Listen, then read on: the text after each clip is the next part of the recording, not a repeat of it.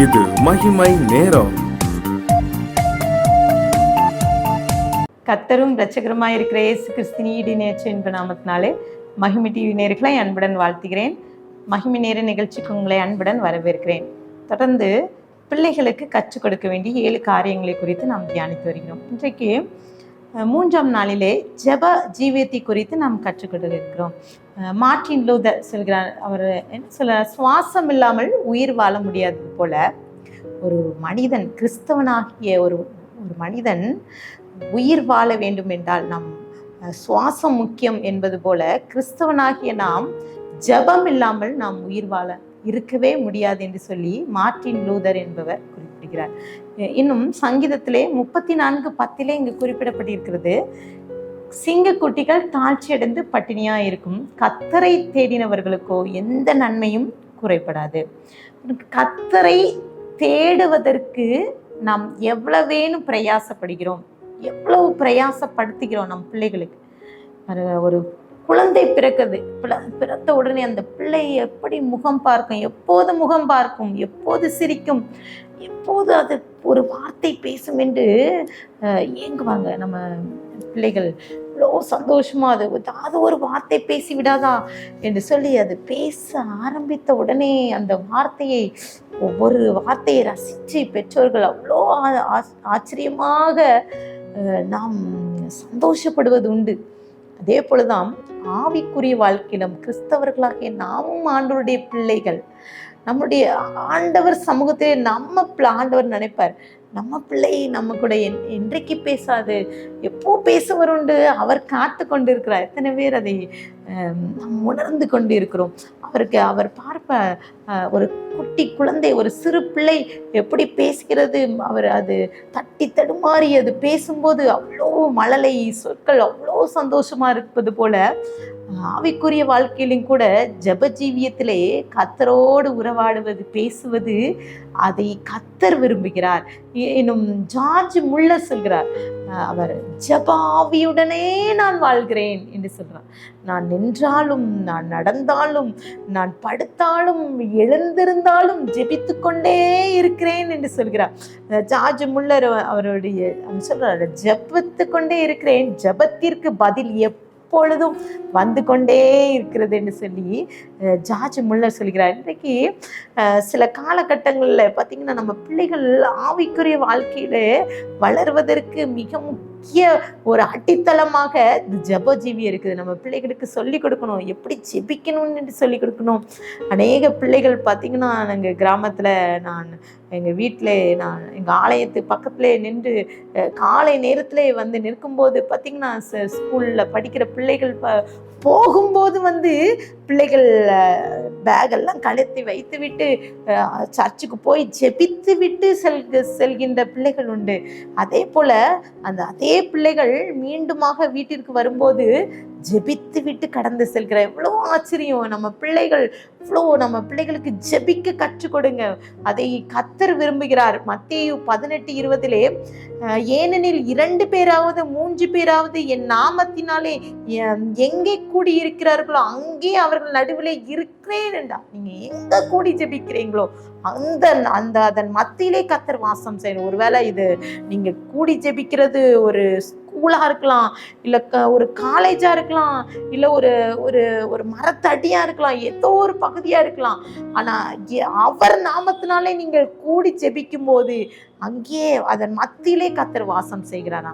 நம் பிள்ளைகளுக்கு ஜெபத்தை குறித்து நாம் எவ்வளவேன்னு கற்றுக் கொடுக்கணும். சிலர் பெற்றோர்கிட்ட கேட்கறது உண்டு, சிலர்கிட்ட வேடிக்கையா நம்ம சிலர் சொல்ற பாருங்க குடும்ப ஜெபம் இருக்கிறதா என்று சொல்லி கேட்கும்போது பிள்ளைகள், நிறைய பெற்றோர்கள் அப்படியே சைலண்டா போயிடுவாங்க. என்னன்னா ஜெபிக்குது, அவர்களுக்கு குடும்ப ஜெபம் என்பதே இல்லை. சில குடும்பங்களிலே ஒருவேளை இந்த வார்த்தை கேட்டுக்கொண்டிருக்கிற உங்களுடைய குடும்பத்திலே குடும்ப ஜெபம் இருக்குதா? குடும்ப ஜெபம் வேணும். நம்ம பிள்ளைகளுக்கு அங்கேதான் ஜெபத்தை கற்றுக் கொடுக்க முடியும். உங்க பிள்ளைகள் 1 பிள்ளை 2 பிள்ளை எத்தனை பிள்ளைகள் இருந்தாலும் அந்த பிள்ளைகளுக்கு ஒவ்வொரு நாளும் ஒவ்வொரு பிள்ளைகளை ஜெபிக்க சொல்லி கொடுங்க. என்னும் ஜெப குறிப்பை எழுதி கொடுங்க. இதுக்காக ஜெபிக்கணும். பிள்ளைகளுக்கு ஜெப கடிதத்தை எழுத சொல்லிக் கொடுங்க. ஒரு பேப்பர்ல என்னென்ன எனக்கு என்ன தேவை என்பதை எழுதி உங்க பைபிள்ல வைத்துக்கொள். அது ஜெப கடிதம். அதை கர்த்தர் அந்த கடிதத்துக்கு, அந்த விண்ணப்பத்திற்கு பதிலை தருவான்னு சொல்லி கொடுங்க. பிள்ளைகளுக்கு ஜெபத்தை குறித்து உரையாடுங்க. வேதத்துல எப்படி ஜெபிக்கணுங்கிறத குறித்து ஆண்டவர் அறை வீட்டை பூட்டி ஜெபிக்கணும்னு சொல்லியிருக்காங்க. 2 மனுஷன் வந்தான், அவன் ஜெபிக்கிறான். நான் ஜெப ஜீவியத்துல கர்த்தர் எப்படி ஜெபத்தை ஏற்றுக்கொள்வார் என்பதெல்லாம் அந்த பிள்ளைங்களுக்கு வசனம் மூலமாக நம்ம கற்றுக் கொடுக்கலாம். நீங்க ஜெபிக்கும் போது பிள்ளைகள் நீங்க ஜெபிக்கிறத பார்த்து பிள்ளைகள் தானாக ஜெபிக்கும். இன்னும் பார்த்தீங்கன்னா சில குடும்ப ஜெபங்கள்ல பார்த்தீங்கன்னா பிள்ளைகள் ஜெபிக்க தெரியாது, தட்டி தடுமாறி பாருங்க. அந்த பிள்ளைகளுக்கு பொறுமையோடு கற்றுக் கொடுங்க. பிள்ளைகளுக்கு முன் உதாரணமாக பாருங்க, ஒரு காரியம் சொல்லலாம். ஒரு மனுஷனுக்கு ஒரு மீன் கொடுத்தனா அந்த மனுஷன் அந்த ஒரு நாள் மட்டும் அந்த மனுஷனுக்கு உணவளிச்சது போல. ஆனால் அந்த மனுஷனுக்கு மீன் பிடிக்க கற்றுக் கொடுத்தா அந்த மனுஷன் வாழ்நாள் முழுவதும் உணவளித்ததற்கு சமானம். அப்போ மீன் கொடுப்பதை விட பிடிக்க கற்றுக் கொடுக்கணும். அதே போல நாம் அந்த பிள்ளைகளுக்கு ஜெபிப்பதை விட, நம்ம பிள்ளைகளுக்கு ஜெபிப்பதை விட ஜெபிக்க கற்றுக் கொடுக்க வேண்டும்.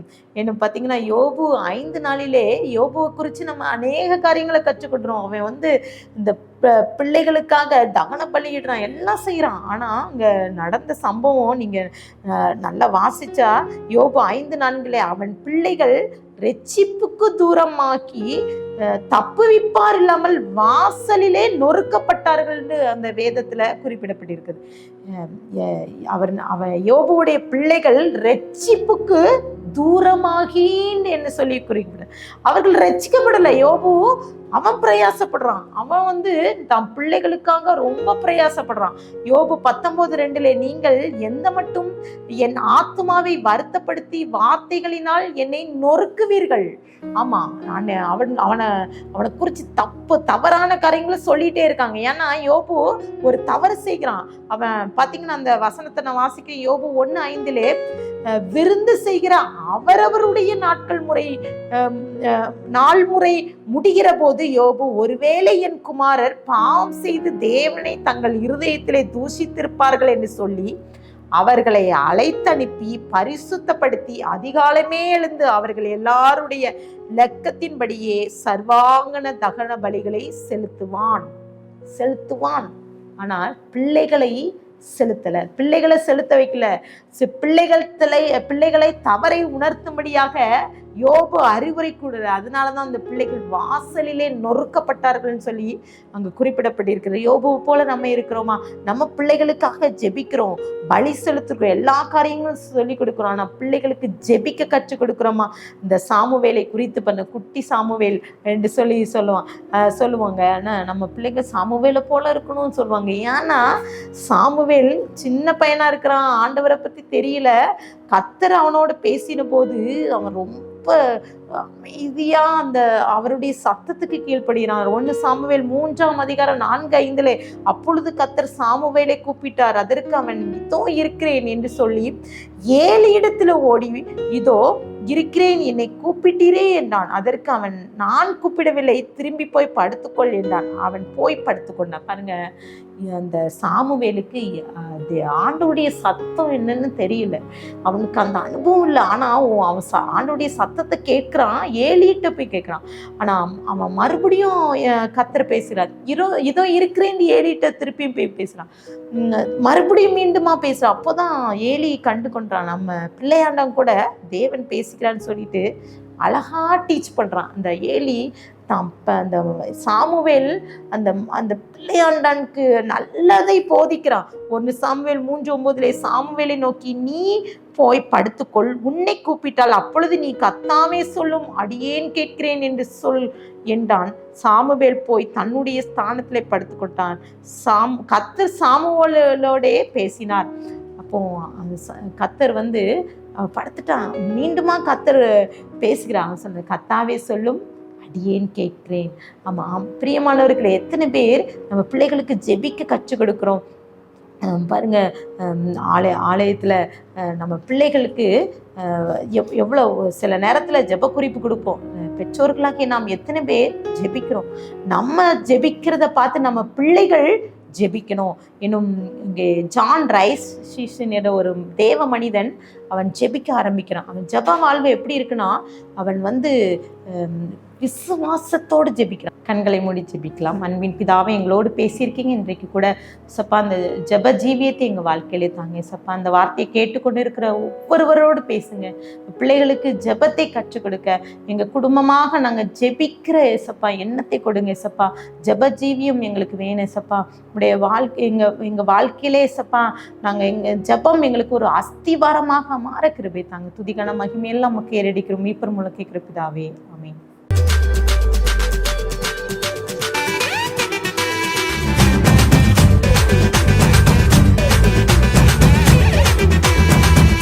மகிமை மகிமை மகிமை